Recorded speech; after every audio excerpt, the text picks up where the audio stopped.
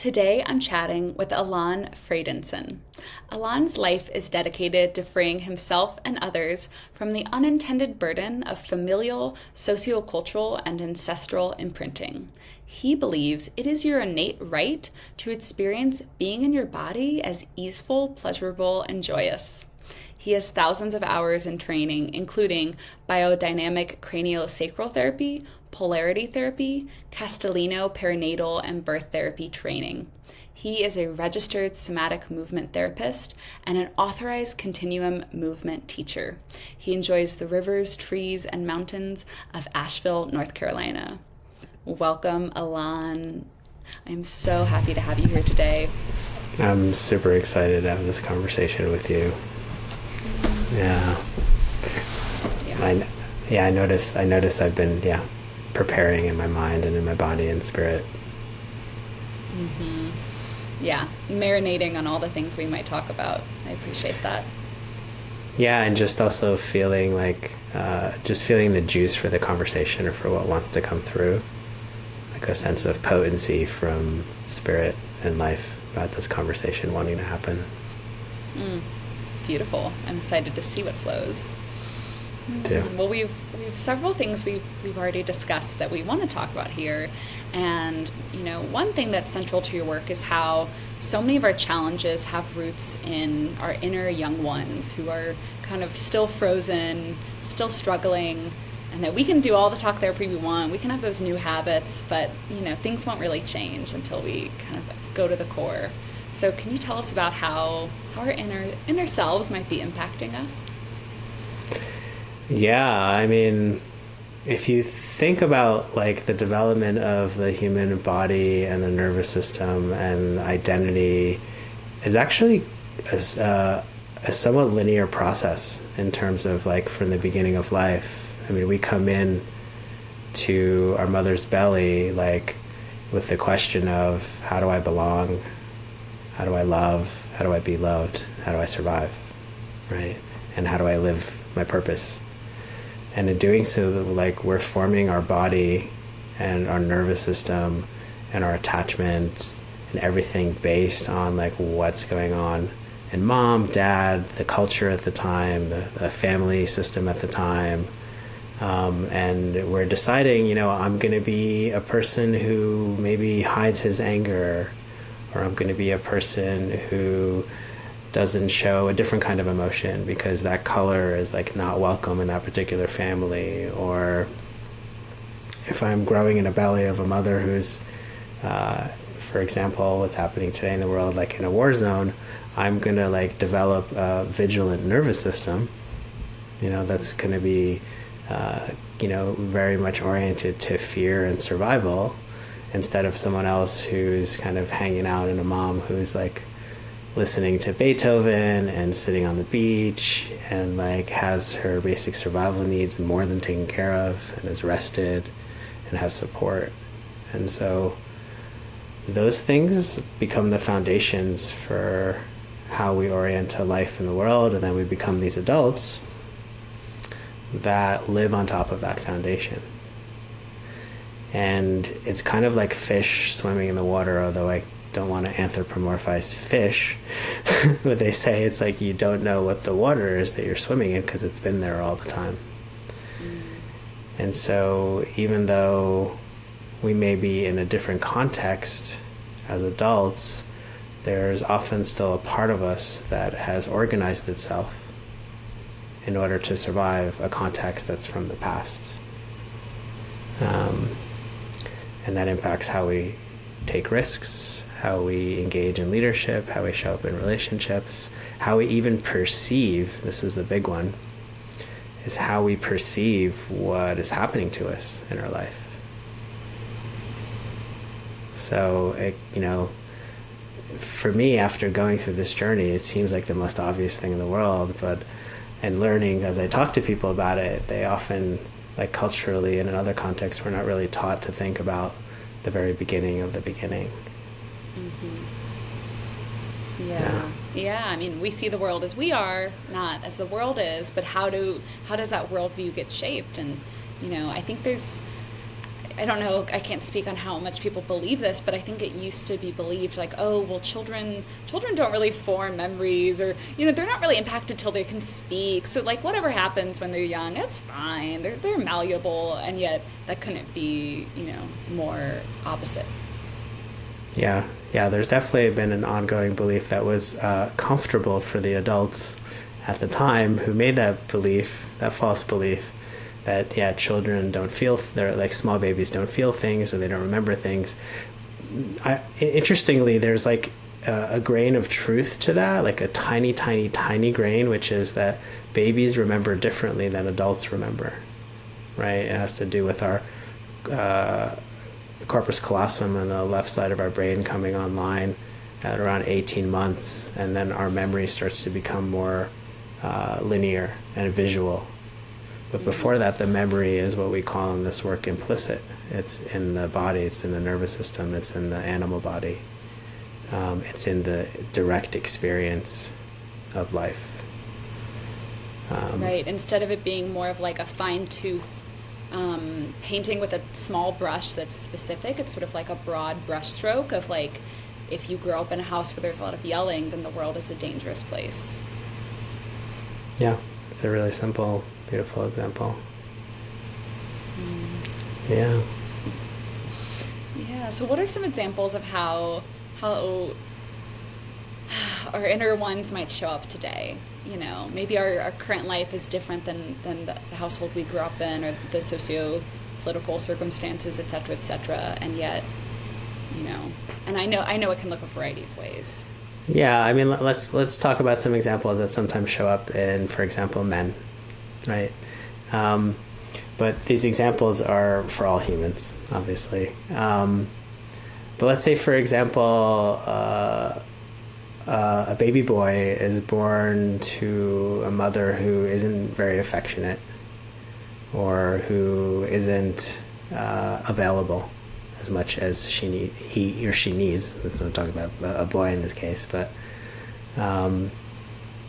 that boy will grow up to be a man in a relationship who, unless he's done his work, is going to unconsciously crave and need a lot more attention than an adult woman should be giving to that man, or needing a certain kind of attention that is more about soothing and getting this kind of like hole that was not met as a baby, getting that met by friends, partners, and whatnot.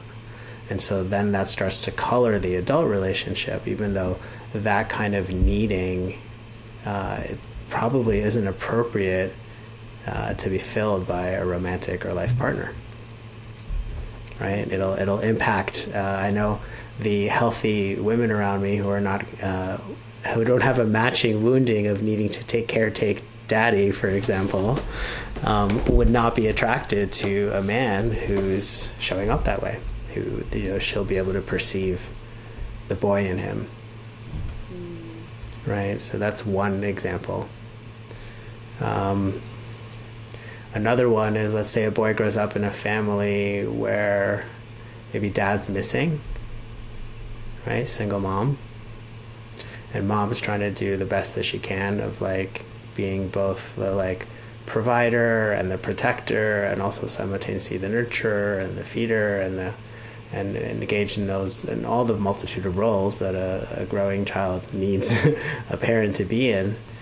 But the absence of that father, and the absence of a man who's embodying really clear sense of leadership and protection, that boy may end up not taking risks in his life, not have enough structure to accomplish things inside of himself.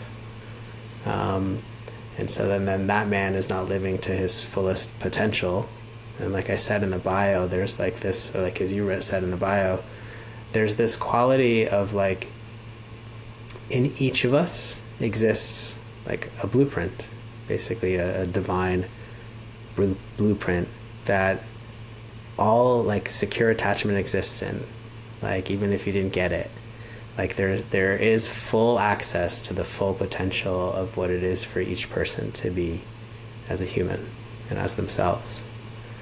And so what was missing ends up being, like you said, that kind of like atmosphere that child grows up in, and then as an adult they keep living that atmosphere, but inside of that adult still exists the full potential to have access to structure, protection, and leadership. It's literally in the nature of all of us. Yeah, does that answer your question? Yeah, definitely.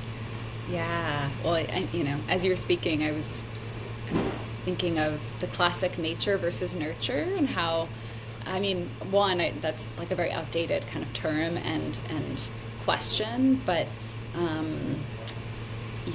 I think as people ask themselves, like, I wonder why this dynamic is playing, and how much of this is innate versus how much of this is kind of how I was socialized.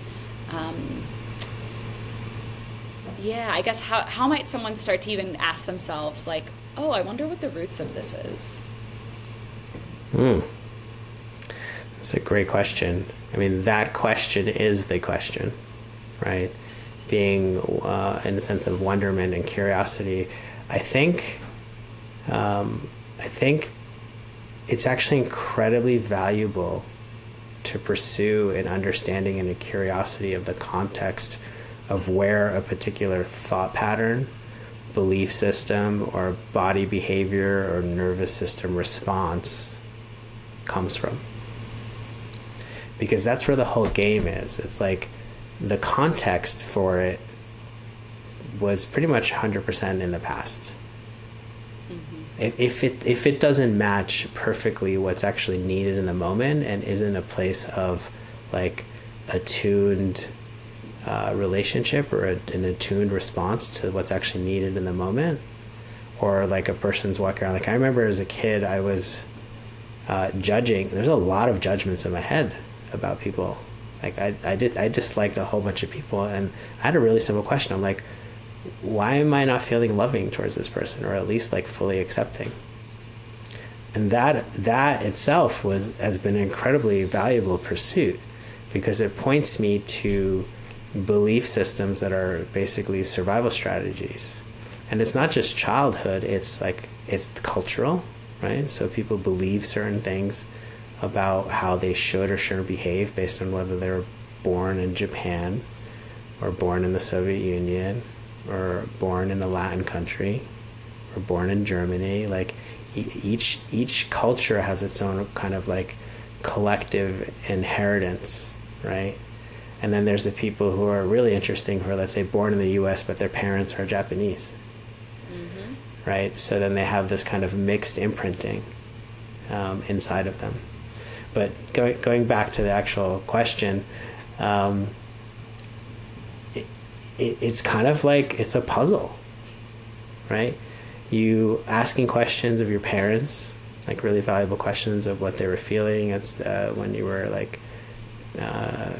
growing inside your mom's belly, or asking what was going on in the world or in their life at the time, or just like you're basically being an investigator, right?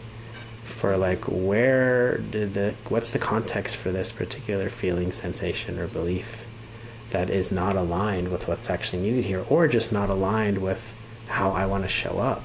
Because there's some part of me that knows that I can show up more loving, or more direct, or more vulnerable, or less defended.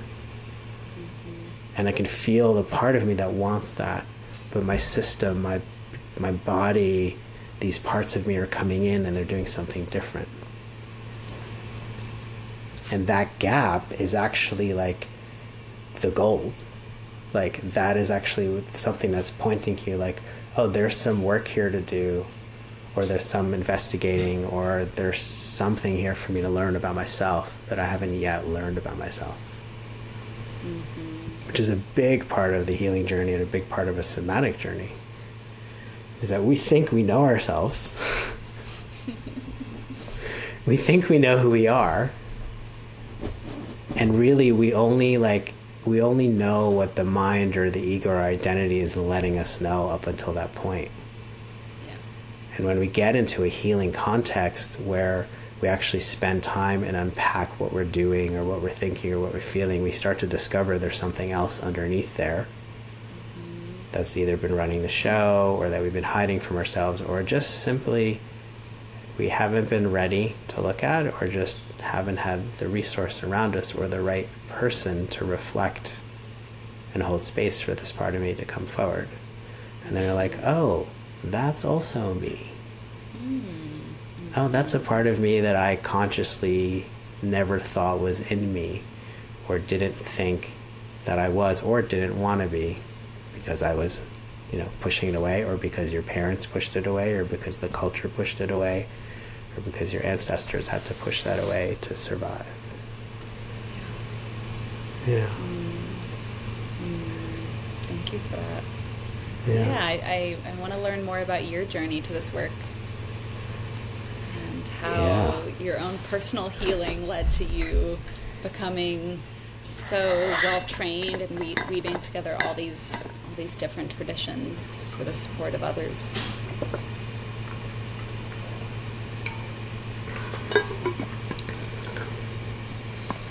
Yeah, I mean, there's so many aspects to my journey, and see what wants to be spoken. I was driven really early on because of a lot of pain.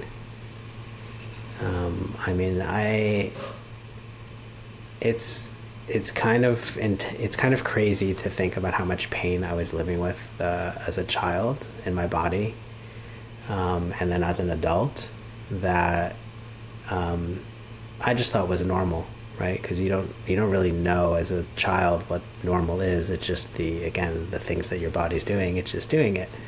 But in the pursuit of lessening my pain, I had to kind of seek out all different kinds of modalities and things and people. And my journey, I landed in a family that were survivors and non-survivors of Holocaust. I myself was born in the Soviet Union at the time, and then also emigrated really young. And so I kind of had I landed in this environment with a tremendous amount of Jewish trauma, Soviet trauma, Eastern European stuff. And I was an only child to my parents. So there was a way that all the ancestral stuff that never got digested because there was no place to digest it, all attached itself to me. It's oh, Elan's coming, we're gonna he's gonna help all of us. And interestingly, that actually fed my journey. The need that existed that predated my arrival actually drove and fed my pursuit. If you look at us as a continuation of our ancestors, it makes complete sense that if I have ancestors that are needing something, they needed something that they didn't get, or a whole lot of things back there that never got digested, that there would be this force in me to pursue that. But also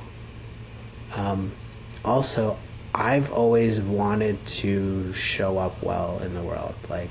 There was something innately in me that was everyone's already hurting each other, and I do not want to contribute to this dynamic that's going on around me and everywhere I look. I see people engaging with each other in non-loving and non-attuned ways and completely missing each other. And so I didn't want to contribute to that harm, and so I kept pursuing context and places where I could unwind that history, that context that we said earlier, that was leading to the belief systems or the reactions in my system. and lucky enough, like I worked in tech and I got paid well, and I got to use that money for like over 2 decades to go to all different kinds of therapies and different kinds of trainings. And I'm a Taurus, and so there's this kind of like steady, hardworking diligence in me that I also got from my parents, who have an amazing work ethic. And you know, some form of therapy, acupuncture, body work, you know, talking like 3 to 7 sessions a week for like over 2 decades.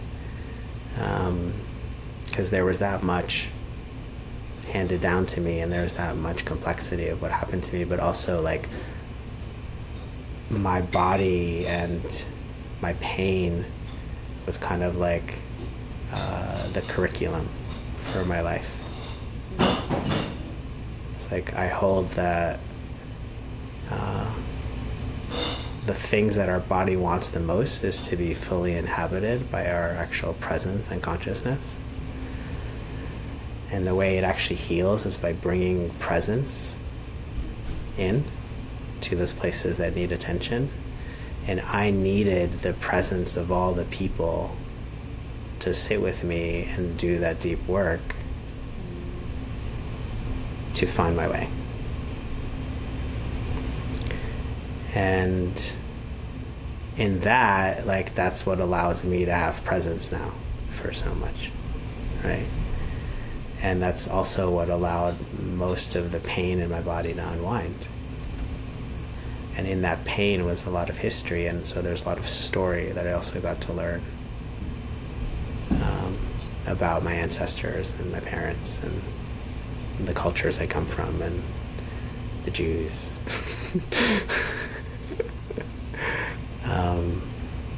Yeah, it feels like a good place to pause. Thank you for sharing all of that.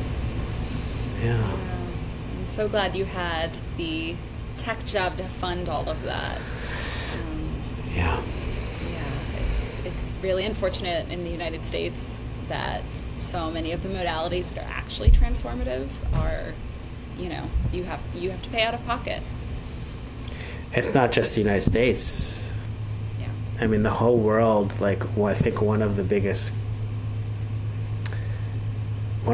wounds in culture is that it actually doesn't understand the function of a life. Like, one of the primary functions of a human is to grow.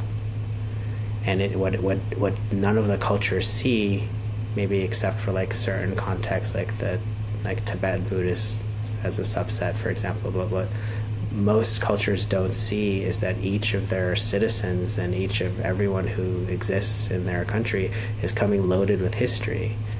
And if you don't tend to that history, then it repeats itself. Yeah. And so there's a collective blindness to the subconscious and what's carried in people. And if I was to like create a society in a different way, I would make it very clear that one of the primary activities for people is to be in presence with each other and to engage in practices that heal, that cleanse, that let go, that transform, and be in a kind of collective awakening together.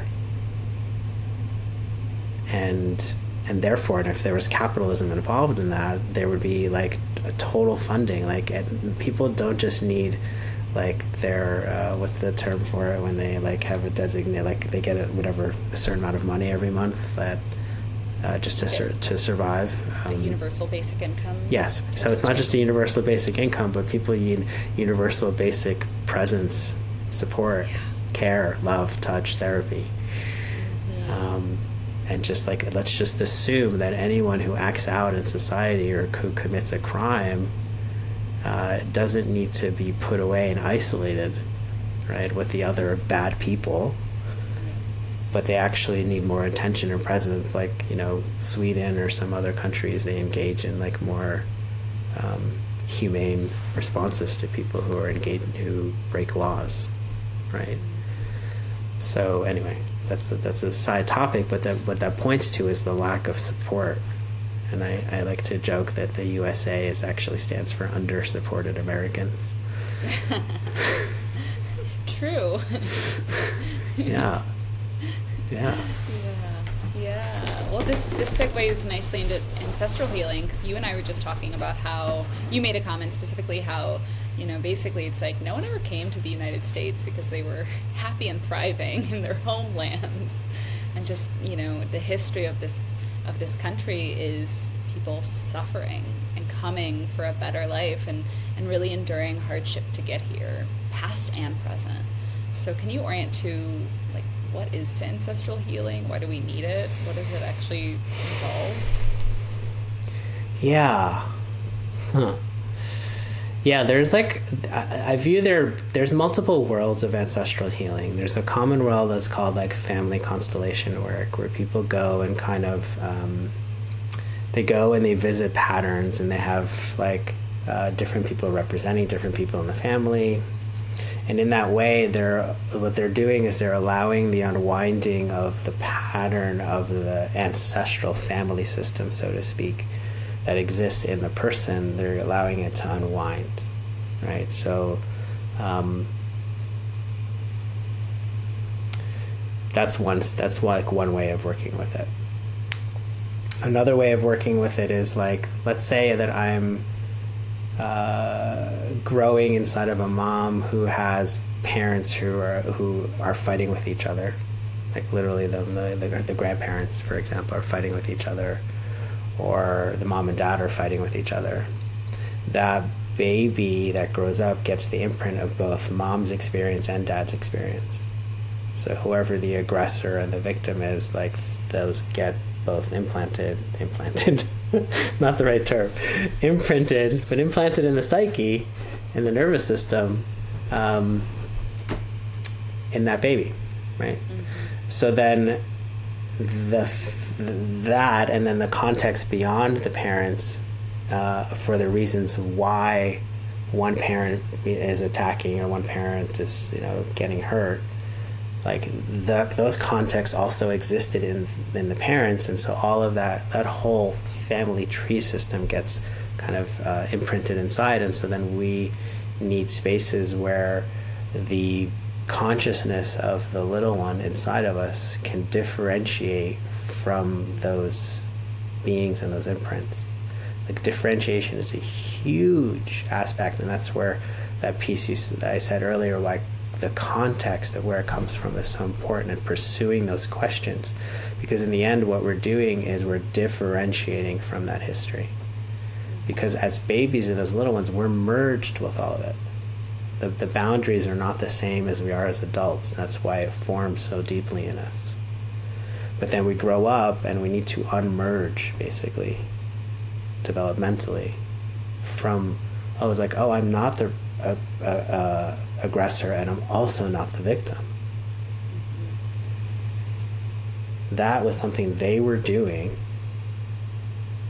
I took that in because that's how the wiring, the design of being a growing little human is. But I don't have to identify with either of those in my present day life if I don't want to, and the context is safe in present time. Instead, I want to experience more pleasure or more play or more safety or more creativity or whatever it is. So there's an unmerging aspect, and that's another part of ancestral work. But there's a whole nother aspect of ancestral work, which is another one that I'm more trained in, which is this ancestral repair process. And here's the thing, our Western culture, we believe that, once someone dies, they're gone. So sad. So sad and so inaccurate. There's a continuity of consciousness that once someone leaves their body, still exists. There's almost this ancestral field, And in other cultures, they'll pray to their ancestors daily. They'll ask for blessings. They'll give offerings. They'll ask them what they want, or they'll ask for guidance, and then they'll go do that thing. They'll include them in weddings and dinners and family gatherings, and there's a sense of a living continuity with those that have passed. In cultures where that is indigenous and intact, those ancestors are usually like pretty happy spirits and like involved in the living life, in the life of the living, in a way that is supportive. And then there's other examples, like in my example, because of the atrocities that happened to my ancestors in the Holocaust, the last years of their life were not well, or the last months of their life were not well. They didn't die well. Nobody knows maybe even where they died or how, but it wasn't in a good way. And so they still get to belong. They still want to belong in the continuity of that ancestral family. But often they need help. It's almost like basically like somatic experiencing for the dead. Like they need to go through a process that the living descendants can help with, but is not the responsibility of the living descendants, but the living descendants can help with, and that's like an ancestral repair process. And so I've spent 12 years on and off working with each of the 8 great-grandparent lines individually and connecting with them just like energetically or in a trance state or whatever. It's like actually not that hard, because I think we're all actually wired to have a continuous connection with our ancestors. It's part of the feeling of belonging that's also missing in our Western culture. And so I went through that process and got to know them and their stories, and now I feel like I have them. There's some pictures there, but I have behind me and with me in my life these like amazingly bright souls that are like rooting me on, guiding me, taking care of things, and that is part of the experience of having a sustainable sense of belonging that so many people long for. It's also a way to have access to gifts that we didn't even nurture in our lifetime because our ancestors had them. It's a way of feeling really connected to the unseen world or nature, right? And they're part of the earth as well. So like it wasn't enough for me to go and do like just healing my body and my nervous system from the things that happened to me, or the trauma that my body picked up. Like that's not enough, in my opinion. And beyond that, like beyond the trauma, there's more that is needed to be able to live in that field of full human potential.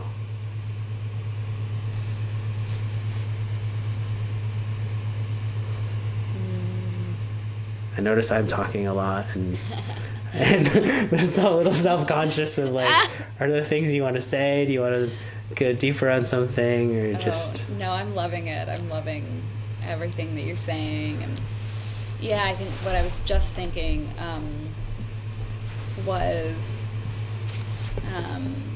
just how cut off we are from our history and from the land. And yet we're like, why am I struggling? Why does life feel hard? Why don't I feel like I belong? Or, even if folks maybe don't acutely feel that, I think so many modern ailments are rooted in that ultimately. And, what we're doing to the planet, we wouldn't do if we felt deeply connected to it. And probably in a way in which our ancestors oriented to the land. Maybe we have to go back many generations, but Yeah, I mean, everyone has ancestors that were indigenous in direct relationship with the land, and probably everyone has ancestors that were not monotheistic, right? So you go far back enough. And yeah, that's part of the wounding, is we've lost the direct balancing connection to nature that will provide a threshold for our behavior, right, that we're missing collectively. Say more about that threshold. Like a tempering. Like if I saw all the trees as living, then would I be so rapidly inefficient to cut them down to build a house? Yep. If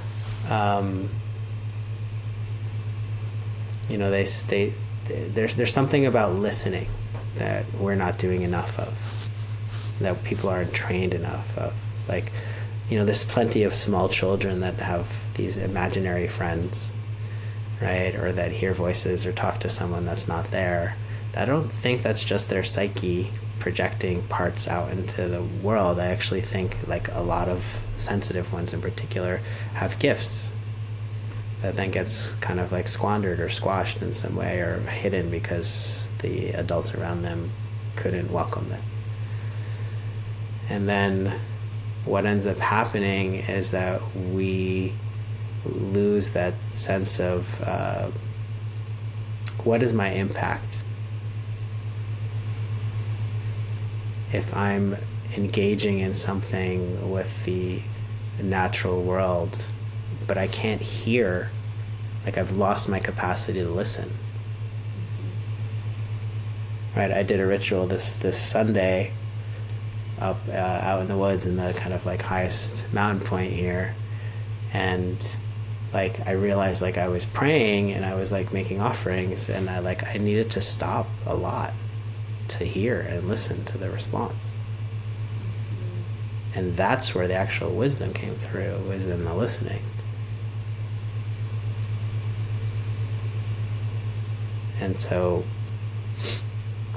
if we're only listening to Instagram, or we're only listening to the news, or we're listening to what's coming through our eyes in these like way too fast, way too stimulating, way too addictive information, and we're not listening to more subtle sensations in our body, we can't feel the heat or the breath of the earth, or we can't slow down enough to perceive like what the trees are telling us, or what the wind is whispering,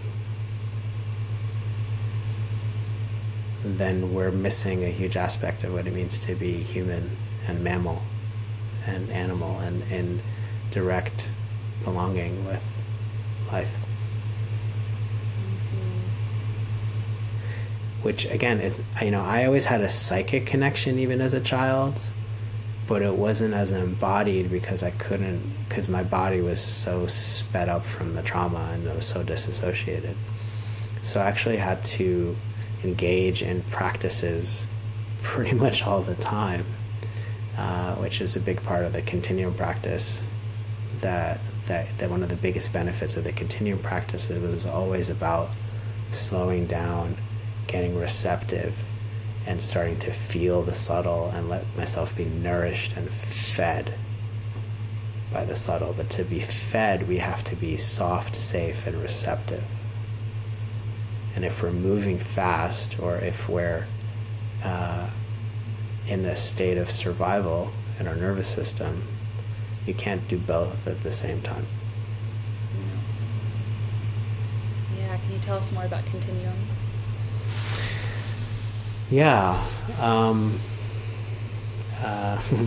It's actually a picture of the founder right there on my wall. So it was created or discovered or channeled by this woman named Emily Conrad. And what I'll kind of like just briefly say, because it's actually a really huge practice. And when we start talking about continuum, everyone wants to put it into a category of something they already know. And I want to say that it really is different than pretty much every modality that I've ever encountered in the somatic world. We are arriving in relationship to our body without agenda. So we're intentionally letting go of ideas of what the body is for, how we want it to feel, what we want it to do. So we come into this welcoming, accepting relationship of this and the intelligence that's in it. We acknowledge that this is like billions of years of evolutionary intelligence. We acknowledge that we're mostly water, and we hold all the mysteries and the history of water in us. And we acknowledge that that there's continuous streams of nourishment in the world. They're 24/7 available to us. And if we slow down enough, and what we do in the practice often is we use sound, we create sound, we don't use external sound. We call forth our own vibration. Like I said earlier, the body really wants our consciousness in it. And so we use sound, and we use our own vibration as both an offering to soften the tension, the density, all of the rigidity and the forward focus of the world. And we kind of shift into a different state, kind of like a bottom of the ocean sea creature. And we start to feel ourselves as more whole and holistic, in resonance with nature and those slower rhythms, in resonance with the cosmos. And we let ourselves be carried through an experience in that place. And so what that means is that we're acknowledging that there's a greater intelligence both inside of us and outside of us, that like a wave or a stream or the ocean will pick us up and carry us through a journey and then put us down somewhere. And in that journey, we will be changed. We will not know ourselves as the same. It's kind of like a practice of somatically is not the right word. It's a practice of dying. It's like we're acknowledging that we're in a constant evolutionary process, and we need a context that supports us to continue to evolve. And so as we pursue that in the practice, all sorts of stuff has to come off and out of us in order to or be digested, metabolized, transformed in order to reach that state. You're not going to take someone who's like never been introduced to all the things I just said and then ask them to go and do some people actually could probably do that for a moment, but they can't sustain it because their identity of who they are, what they think their body is, or how they've been taught to relate to sensations and feelings, for example. Hide that, push that, squeeze that, resist that. Don't surrender to the wave of a constant flow of emotions and sensations. But what you find, and what I found, and what many people find who do the practices, is that if you do the practices, you end up in this place of a connection to this continuous nourishment. And you feel yourself fed by something that's, again, bigger than your personal prana. And what that means is that like your nervous system, my nervous system has a sense of like, oh my God, I'm so held. And it's not an idea, like literally my tissues, my bones, my muscles, my psyche, like just feels held, contained, and fed. And in that being fed and nourished, I'm taking our beings will naturally take that resource and use it for transformation, integration, and evolution and maturation. And so, like, if you look at the world of media and people getting all this information into their eyes and into their brain, that information has no nutrients in it. It is not nutrient dense. It is not multidimensional and somatic and filling the hunger that's in the body that speaks primarily sensation, touch, vibration. And so then you can take someone who, like me, was landed in this context of survivors of the Holocaust who just know terror and running and losing land and losing family and like the depth of atrocities that they saw with their eyes and they experienced. You can take a nervous system who's been in that context and slowly bathe it in this new context and keep bathing it and cleansing it and bathing it and cleansing it. And then the neuroplasticity and neurological plasticity and the epigenetic aspect of ourselves can literally be like, oh, this is my new context. This is my new context. And in that, you're like, whoa, okay, this is a different world. I'm literally in a different world supported by things I had no idea were there at the felt sense. I'm experiencing sensations and having experiences and being in a state of flow that I could have never created with my stories of life that I created as a child in that context, whatever that was. And then there's the other thing of just like, and then there's like, oh, what, like, you can call it God, maybe, source, but there's like some big ass benign loving thing that is just like carrying me through this whole thing.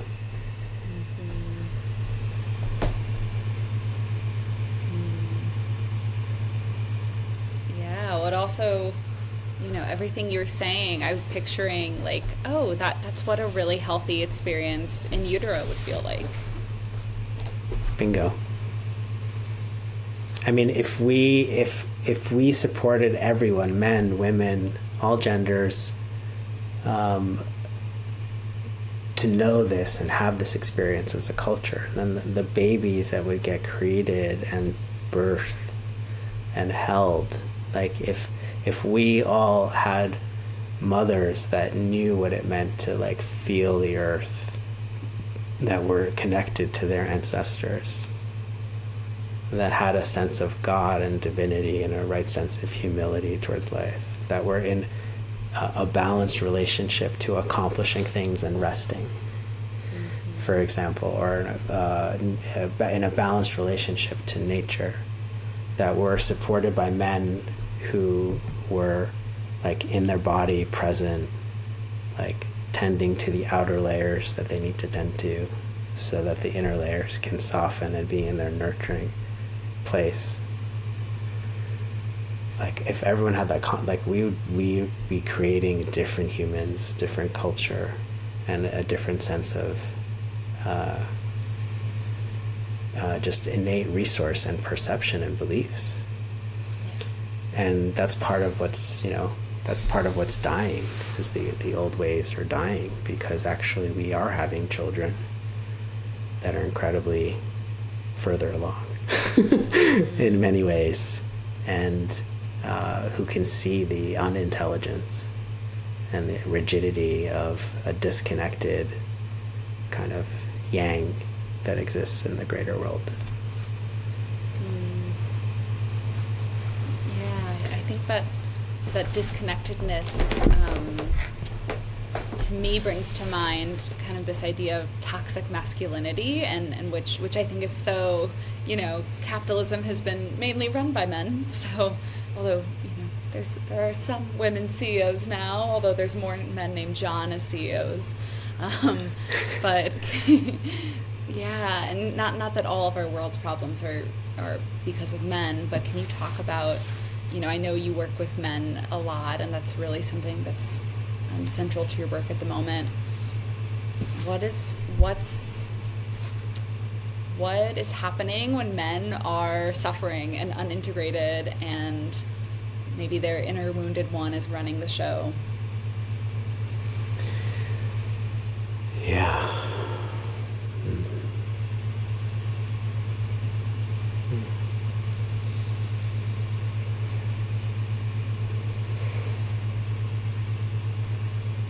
It's a big topic. Yeah, I'm just pausing to see what's the entry point for this particular topic.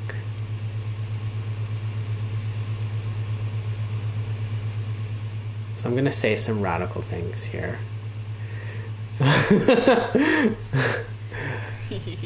which I believe, which makes sense to me. And were definitely not things that I thought of, but were things that were reflected to me by different teachers and leaders, like healthy, good teachers. I think that actually the biologically male, testosterone-ly kind of covered humans are more sensitive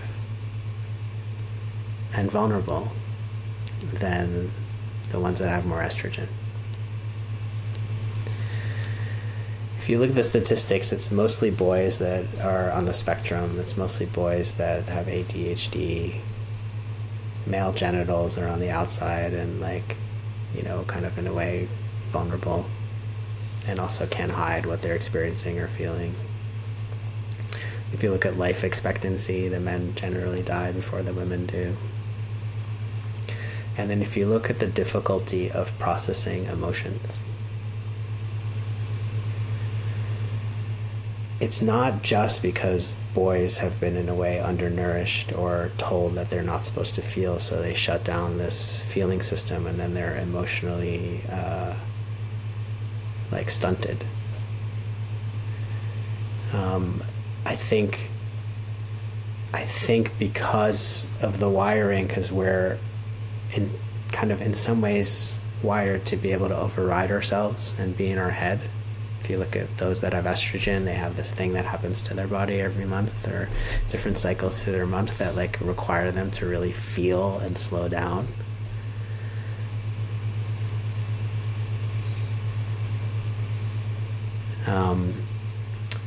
And so if you look at all of that and then you look at male behavior, you start to understand that a lot of it has to do with being defended from being vulnerable, where they may get hurt more emotionally even than physically. And so if you start to look at male behavior and you start to see as whoa, they're actually more scared than the women are. They're actually more disconnected than the women are. They're actually lacking in the ability to nourish and hold themselves more deeply. And it's I don't know, for me, it was a really difficult perspective to take on. But once you take it on, then you're oh, okay, well, what's actually needed here? So there's a whole bunch of things we need to kind of collectively undo. One is men definitely need to have permission to have every aspect of their feelings. There's also been these movements that have caused the feminization of men, right? And there's the feminism, for example. And if I can't control my power so that it is not harming, then most men that have potentially this over orientation towards empathy will shut themselves down. And then we have the other ones who are more wired towards reaction and response, and they'll do the opposite. They'll rebel. So neither one is the place that we want men to land at. And so what I find in my work with men is that I need to address not just their family context and what they how they survive their attachments with their mom and their dad, but they also need to they really need to see this greater context within which they became men. And I grew up watching movies in the 80s and 90s and seeing, if you looked at the 80s now, if you watch movies from the 80s now, you're just like, oh my God, this is like disgusting.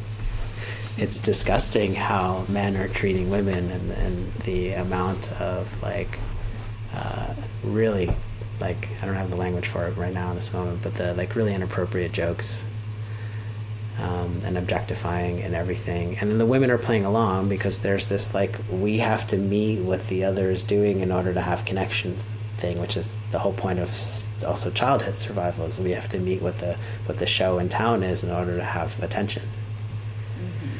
Right? So like men have to undo all the cultural programming and then the personal programming, and they also still need a connection to the earth, and they need a really solid connection to their feminine. And people think that like there's this idea that if I was like, there's also a trend happening kind of in the kind of male world of like, if we just got guys to be more masculine, then we would address this like soft, effeminate men issue. There's a reason those men are soft and effeminate. It was like, for me, it was actually safer to behave like a woman when I was younger than it was to behave like a man, because the models for masculinity in the Soviet culture, for example, are horrific, in my opinion. And you see it being played out in a war right now, right? And so in order to not become that, I chose and identified more with the feminine. But that made me, in a sense, ineffective in my life. And wasn't the place that I wanted to land in. It was like a temporary place. But in doing so, I really started to understand that energy and integrate that energy in such a way where I was able to become what I didn't get in terms of nurturance and self-mothering, for example. And so I'm kind of going across these different tangents here. I just want to collect my thoughts for a moment.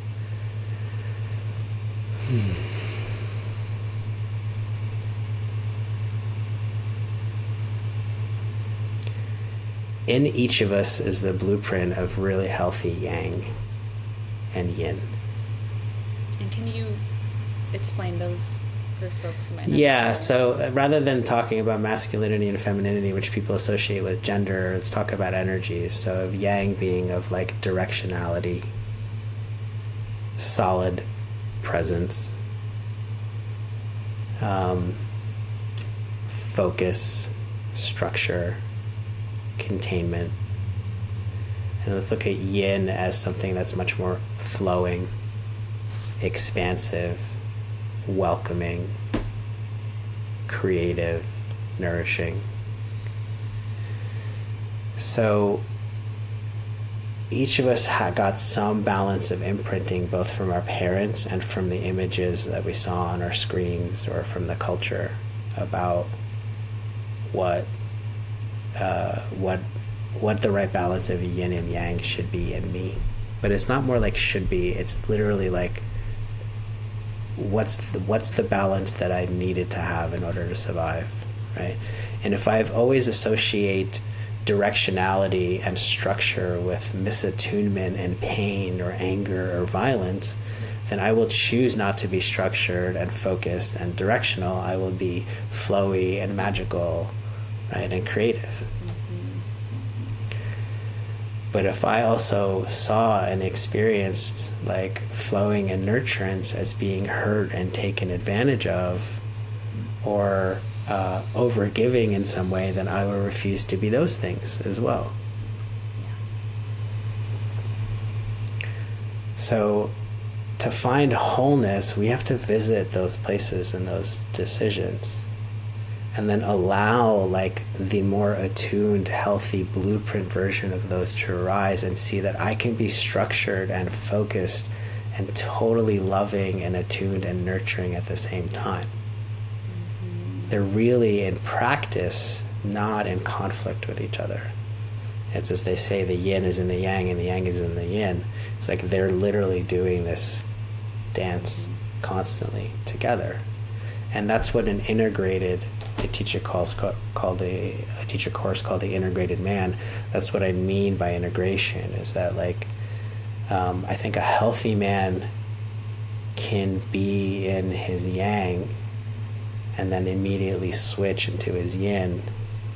And inside of his yang is this quality of listening and attunement, right? And in his yin is also the sense of like structure and tone in the middle of it. And it's not just for male-bodied people. Like everyone needs to have access to both. Yeah. So like, yeah, so like a woman who wants to be in her feminine and wants to flow also needs to have a center inside of herself around which she flows. And then makes decisions and makes choices that support this part of her to be able to come forward more. And it is not always, and definitely is not, the function of a woman to lean on a man to always create that structure or that context. Just as it's not appropriate for a man to always reach for that woman for that nurturance. That's what I think the first example we started with in the beginning, right? Of the young part in a male, the inner baby boy of a male seeking for nourishment from his female counterpoint. He actually needs to learn how to hold himself. He needs to learn how to hold that young part of himself. And developmentally, sometimes, and not sometimes, all the time, we need to get that from outside of us first. That's what was missing. And so that's why I also do group work with people. And that's the whole point of the different containers that I offer is in the prenatal work container, which is called Womb Surround, that one of my teachers, Ray Castellino, created. It's a group context for people to explore into these really young places where we actually get to a point where there's a person who's in the memory of a feeling of being a baby who was not held and actually getting held. Not the idea of getting held from the adult place, but when the body actually regresses into that memory and then actually having that met. Then that need is met and it's not frozen in them, and they can evolve to mature to the next age of themselves. And when they go in life and that part comes up, they're like, oh, I can remember what that felt like to be held, and I'm remembering what it felt like not to be held, and I can remember both, and it's okay. And then he doesn't need a partner in that moment solely. He could have one. It's not a problem to be like, I think it's also appropriate in your relationship to be like, hey, I'm holding my young ones right now, but I would love to be held while I'm holding the young part of me.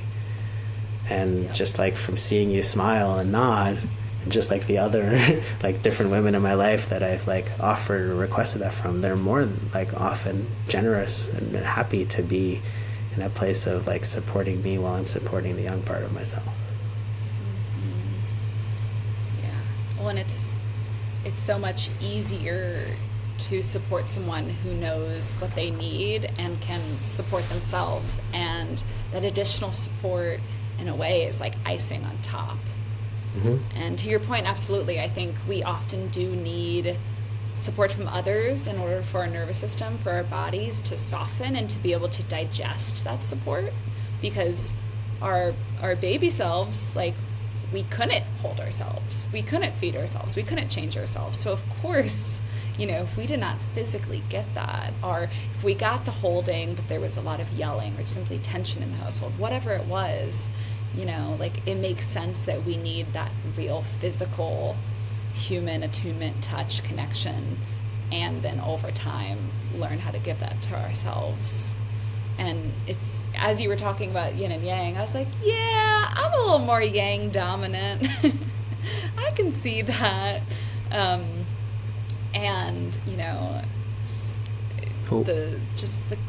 yes. I want to ask, why do you think you became that way? Yeah, I mean, I do think it has roots in my mother and her experience even before I was born, and also just knowing what I know about the family generations before that, of just really having to for example, her mom was just like, cooked all the food, sewed all the clothes, like did it all. And then my mother being first a chemist and then like a corporate salesperson and then starting her own business and just having to like kind of hustle and play this role in these, particularly the corporate, you know, in the 80s, be like, I will play this role that you want me to. Like, I actually cannot be in my feminine, and or not to the degree that, you know, I'm sure would feel better. But I, you know, there's things from her personal life that I won't share that I can just trace of like, oh, right, she didn't feel like she could be held and surrendered and open. And career-wise, that was a strategy. And then just seeing, you know, then the things that happened in my childhood. And it's like, of course, this is how a strategy that my soma developed. Yeah. And I'm a Taurus, so, you know. Yeah, but yes, and Taurus are also deeply sensual and like really into their senses and the body, and I was going to say something, I just forgot what it was. What were we talking about just before that? I mean, it ended with like womb surrounds. Yes, the nurturing. Yeah, that piece too about why it's easy for a female partner to support a male partner who has his adult online and says, hey, my adult's here, but I'm really holding my little one and I would love to be held by you. And it's just completely different than a little one just like reaching and grasping, than the adult being online and being like, hey, can you support me while I'm with this young part of me? I think that's true for all people. Yep. You know, I definitely had situations where I'm sure someone would be like, oh God. And yet, because I'm able to be like, okay, a part of me is feeling this way. This is what would be really supportive. They're able to meet me in that moment and not kind of probably get in their own shit about it. Yep. We've covered a lot of ground. I think the piece I would love to end on, of course, anything else you want to share, but yeah, you know, just so many of us start this work because we're in emotional pain, we're in physical pain, life, it just sucks. And yet, you know, it's like, well, that's not really the point. A life that's just absent of pain, frankly, that's not good enough in my book. I know you agree in your own way. So I'm curious about, pleasure, joy, like the juicy stuff that happens when we do this work, and how do we orient to that? How do we get there? Yeah. I think it's true to say that underneath all of the imprinting and the pain, like, we're deeply divine, loving creatures. Like, it's in my experience, it's true. Underneath the fear, underneath the pain, you keep digging layers of onion, you actually land in that place that I spoke to earlier of like, oh, whoa, I am also part of God and God is part of me, and I don't so much have to be identified or attached to this particular slice of a human experience, because I'm not just that. I'm here watching myself and experiencing that, but that which is watching and experiencing that is not the whole, is not is not just the one having the experience, right? There's so much more. And that's what you see is like, having been in so many healing contexts and watched people be held, like they start out in their panic or their fear or their anger or their shutdown or whatever, and that gets welcomed, and then the next thing gets welcomed, and the next thing gets welcomed, the next thing gets welcomed, and in the end, there is, in most of us, in the experience that I've had, is like everyone has the feeling of wanting to land in a place of peace and connectedness and pleasure.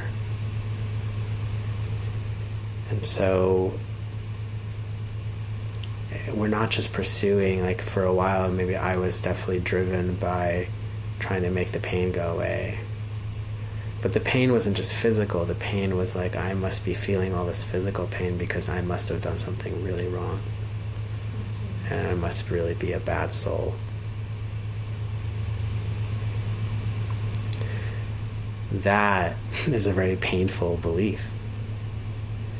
That is really often hard for people to actually access and surrender and even share with another.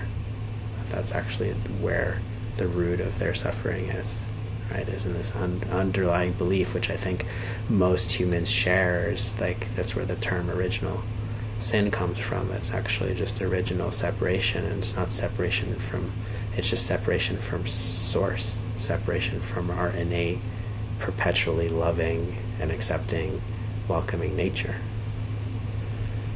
And so, beyond the trauma is that, that which I'm using some words to just try and describe, but is timeless, right? And like, the emptiness, in the absence of identity, and in the absence of pain, in the absence of identifying with our pain and our identity, there's this fear that's innate in the ego in all of us that like there's going to be nothingness there. Nothing. But that nothingness, in the absence of like removing all of those things, is actually incredibly full, incredibly dynamic, incredibly still, and incredibly full, all at the same time. And I think that's the root of like where the intention of my work is right now with people, and where I'm interested in guiding people to, is to reconnect with that innate core in themselves, and not just as an idea, but in their bodies, the direct felt sense of that.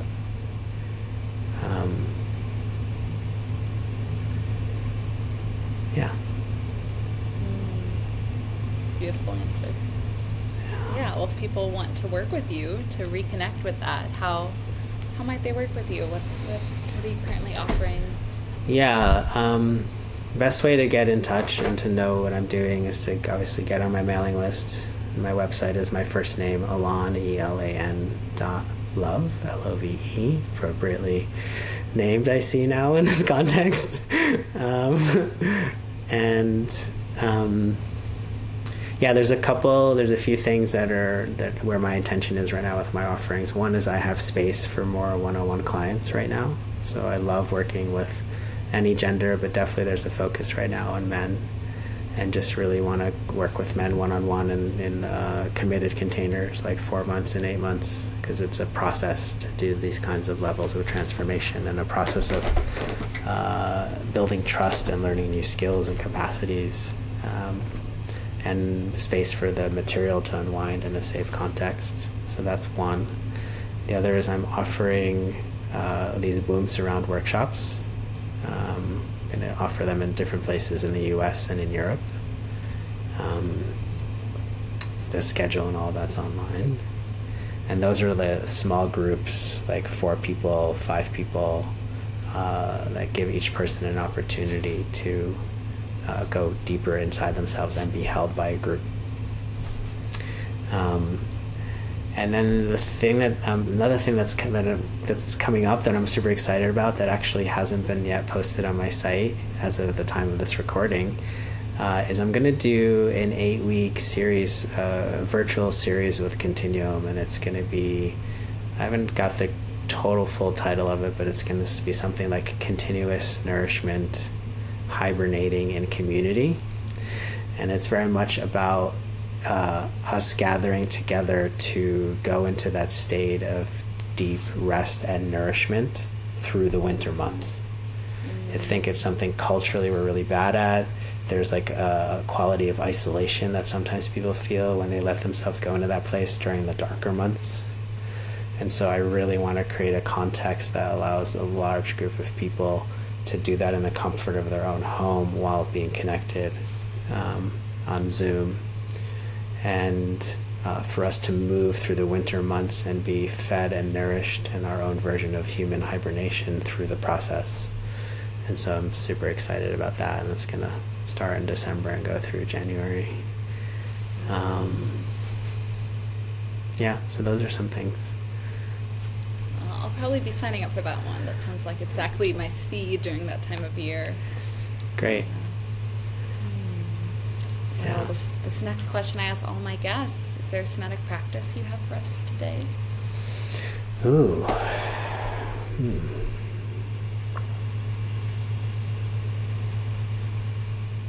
Yeah, I feel like there's one that wants to come through.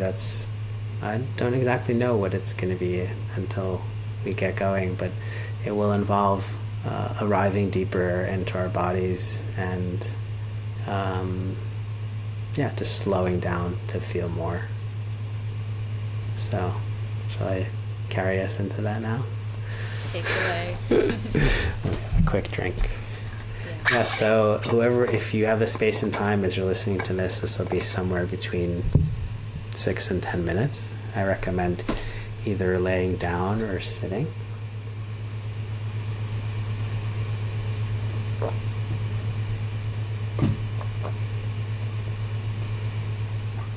And let this 6 to 10 minutes be for you, for your body.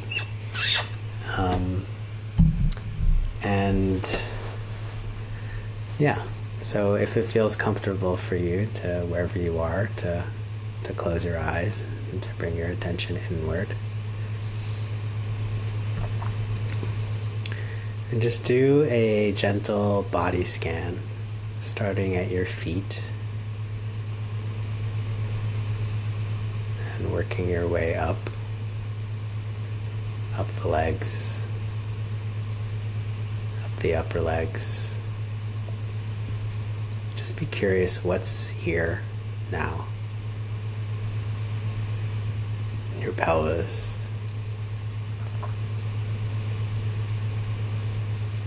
Your lower belly. Diaphragm. Heart and chest area.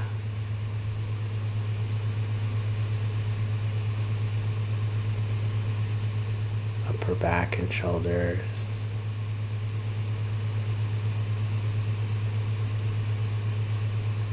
Neck, throat, and inside your head.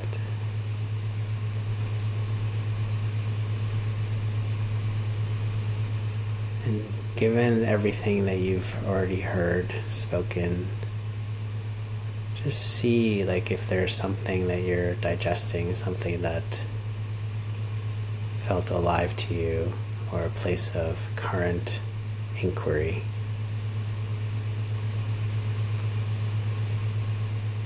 Just see if that needs a little more space right now. Is there something a message for yourself, or a message from a part of yourself, or a message from an ancestor, or a message that wants to come through for you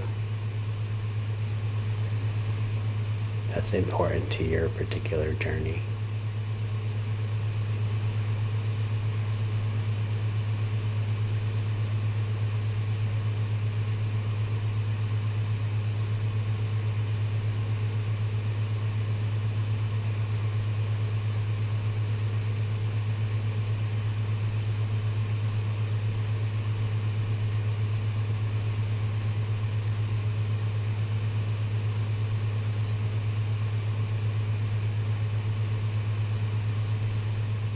See if you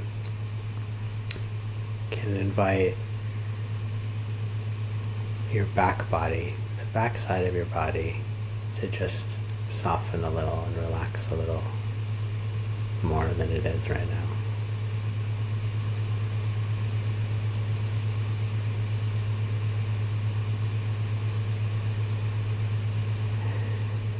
And imagine that what's behind you is loving and benevolent and deeply supportive of who you are, with no strings, no agenda, no pressure on you. They're literally just behind you exists a quality of presence and holding that is in full acceptance of who you are and what you deeply want.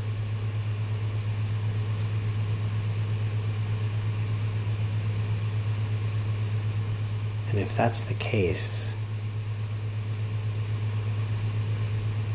if that benevolent, accepting, attuned, supportive love exists behind you, how does the back of your body want to open to that?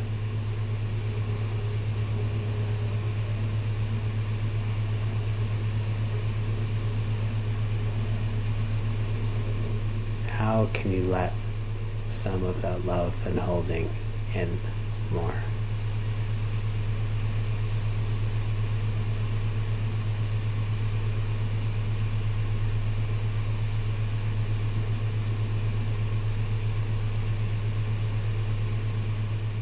What if that love and holding was also in the front of your body? Literally filling the air and the space that contours your whole body. In this case, also in the front. How does your system want to just dilate open just a little bit more to receive?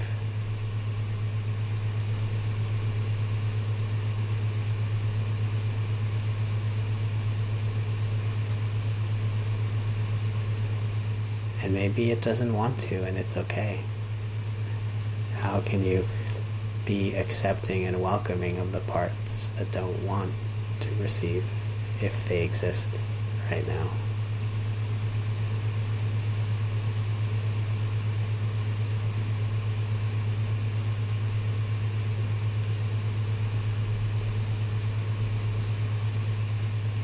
And then what's your sense of your whole body? Feet, toe to the top of the head, front and back. What's the sense of your whole body, the right side and the left side, in relationship to being loved and fully held from all directions?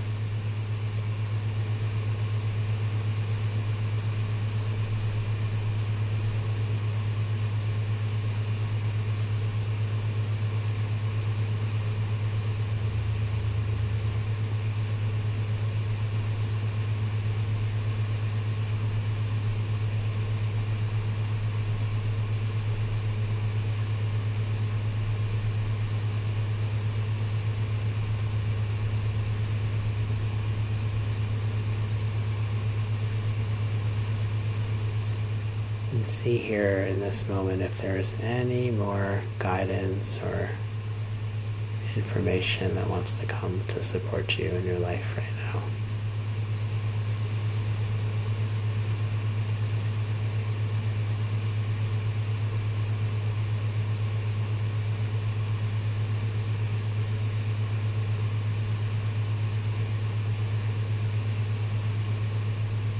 See if you can let your body breathe with this love. Respire, like full body breathing with this holding.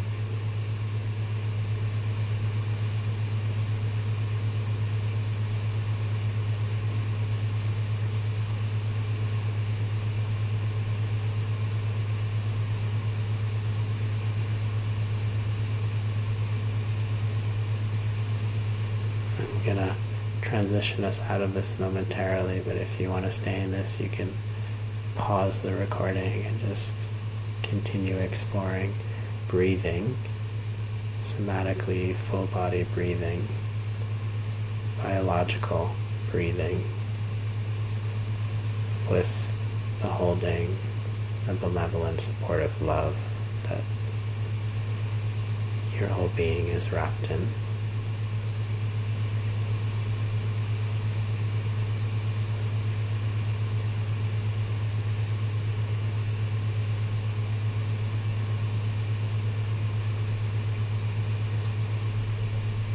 And know that if you actually are feeling that way and have a felt sense of that, that this is available to you.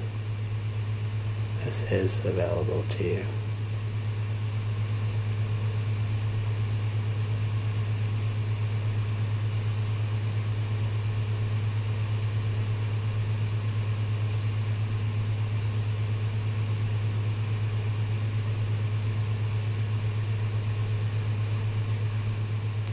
For those that want to transition now, I recommend a little wiggling of the toes,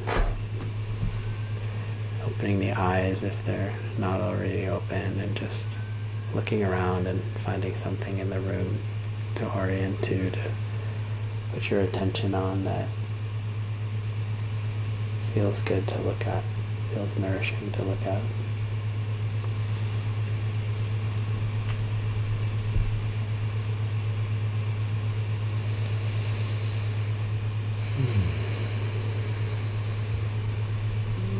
Thank you for that practice. Yeah, we will make that its own episode/video so folks can just do that if they want to return to it again and again.